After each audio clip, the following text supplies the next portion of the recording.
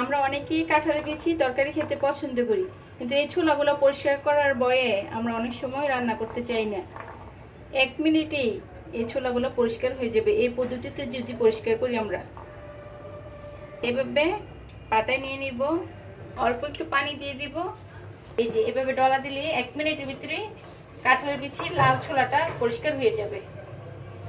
এই পদ্ধতিতে কাঁঠালের ছোলা পরিষ্কার করতে 1 মিনিট সময় লাগে। অল্প অল্প একটু পানি দিতে হবে। এই যে সবগুলা পরিষ্কার হয়ে যাচ্ছে,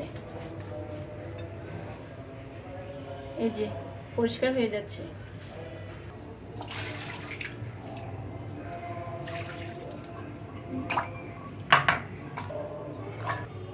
এই যে একদম পরিষ্কার হয়ে গেছে, পাটায় ঘষা দিয়ে একদম পরিষ্কার করে ফেলছি 1 মিনিটের ভিতরে।